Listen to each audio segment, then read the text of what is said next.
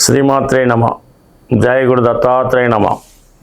ఈ వీడియోలో మనం వృశ్చిక రాశి వారికి ఆగస్టు నెల ఫలితాలు తెలుసుకునే ప్రయత్నం చేద్దాం. మరి వృశ్చిక రాశి వారికి ఈ నెలంతా కూడా పట్టిందల్లా బంగారమే అని చెప్తాను.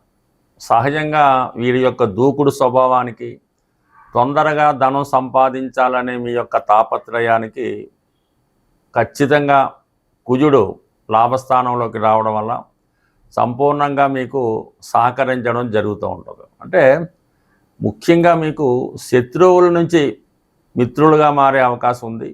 మీరు ఎవరికైతే ధనం అప్పుగా ఇచ్చి ఉన్నారో వారి దగ్గర నుంచి తిరిగి వచ్చే అవకాశం ఉన్నది.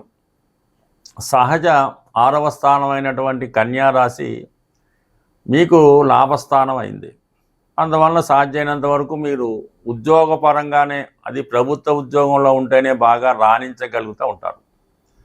అలాగే మీకు సొంత కుటుంబంలోనే శత్రువులు ఎక్కువగా ఉండడం వల్ల మీరు ఎంత అభివృద్ధి చెందుతారో వారి నుంచి అంత ఈర్ష్య, వ్యతిరేకత రావడం జరుగుతూ ఉంటుంది.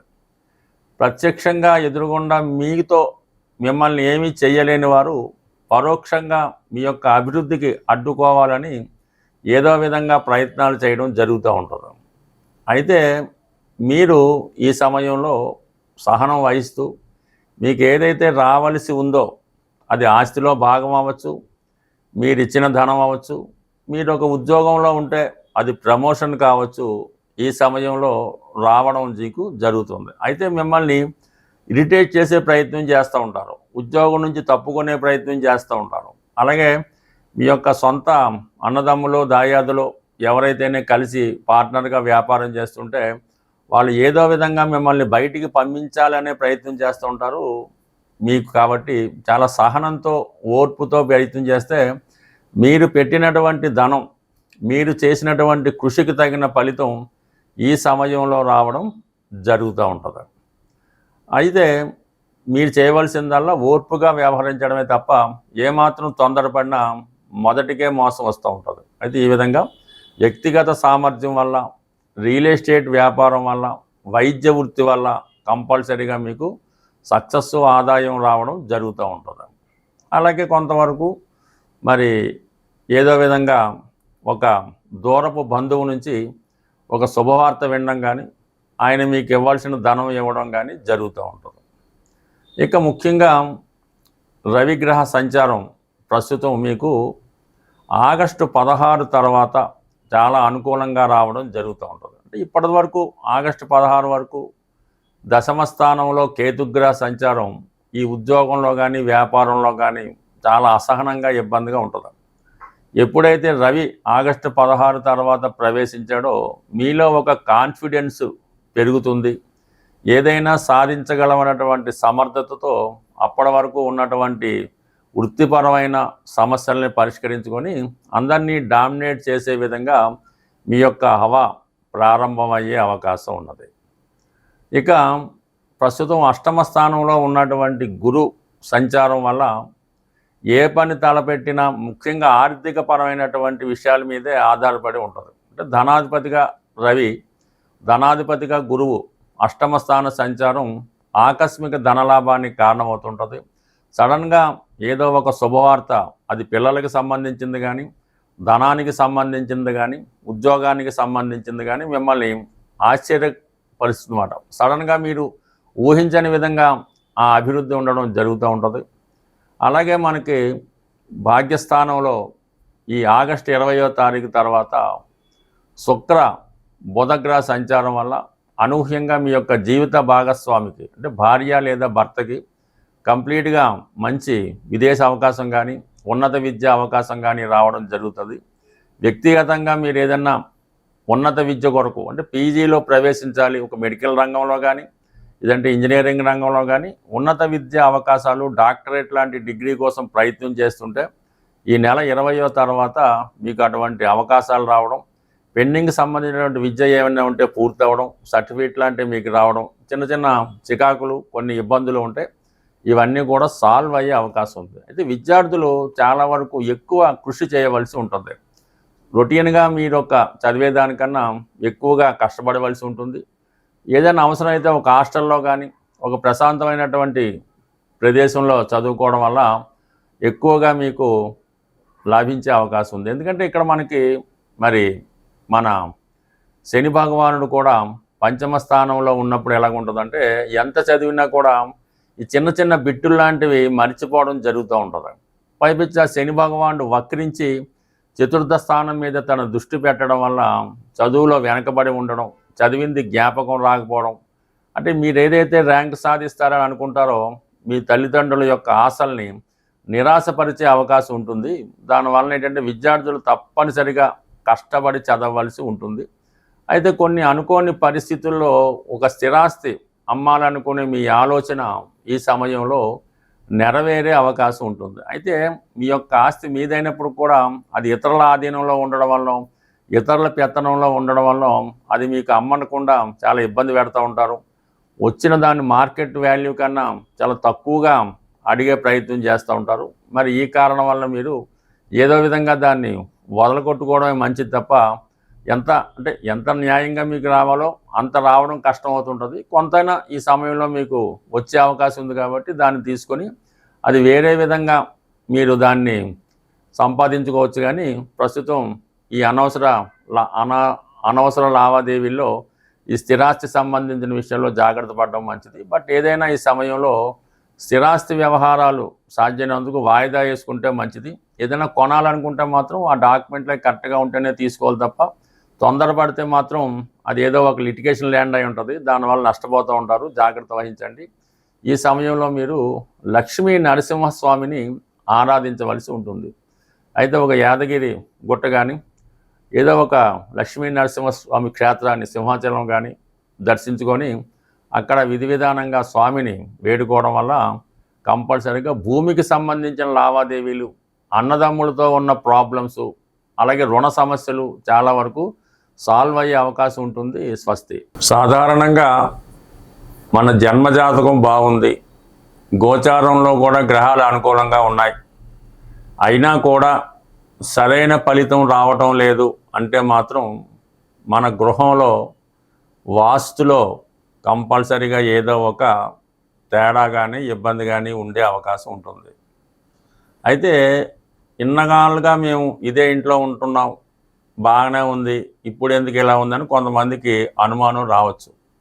ఏదైనా ఒక గృహానికి శంకుస్థాపన జరిగిన తర్వాత చాలా కొన్ని దోషాలు అయితే ఇమీడియట్గా వస్తాయి, నైరుతి లాంటివి ఉంటే.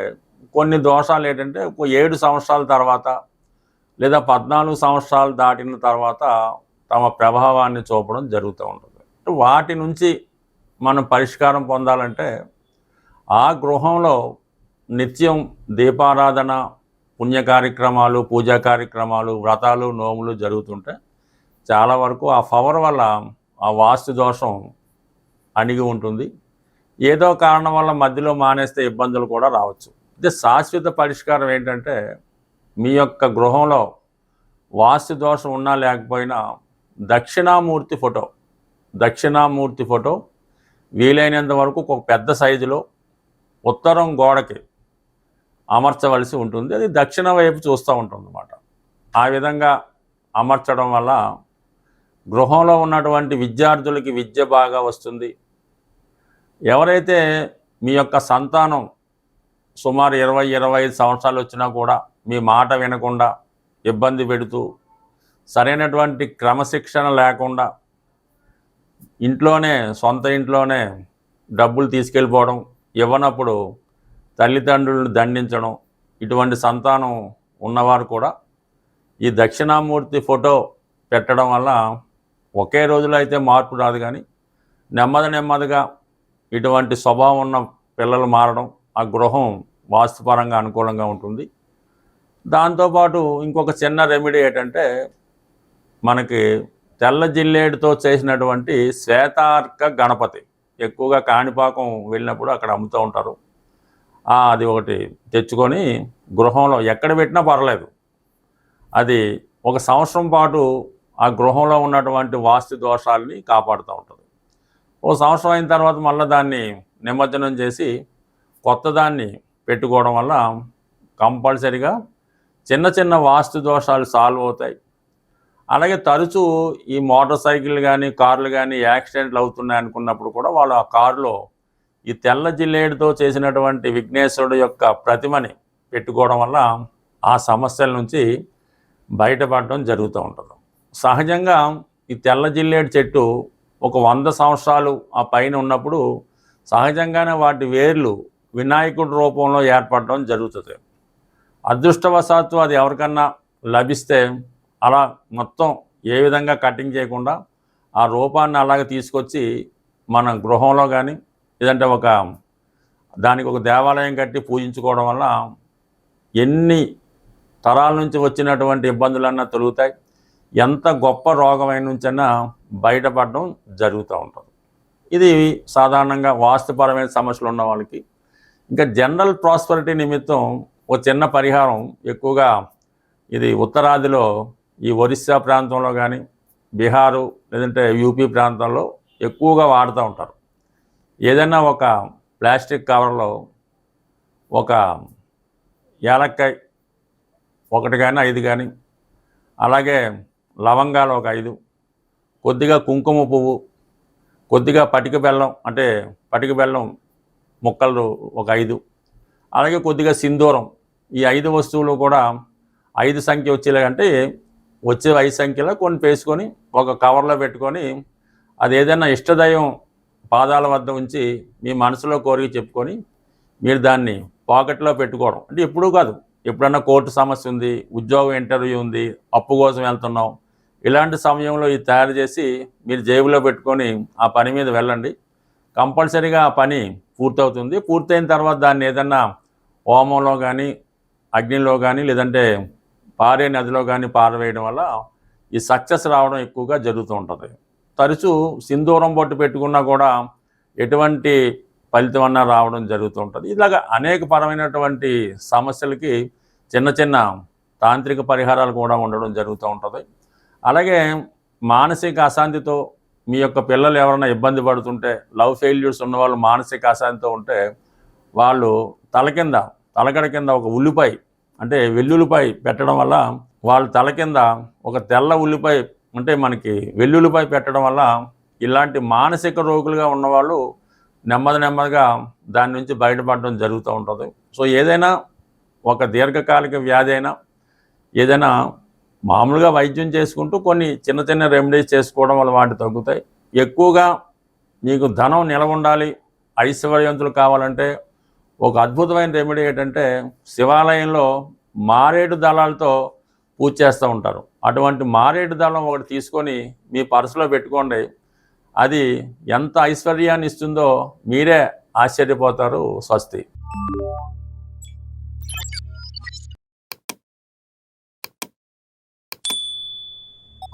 you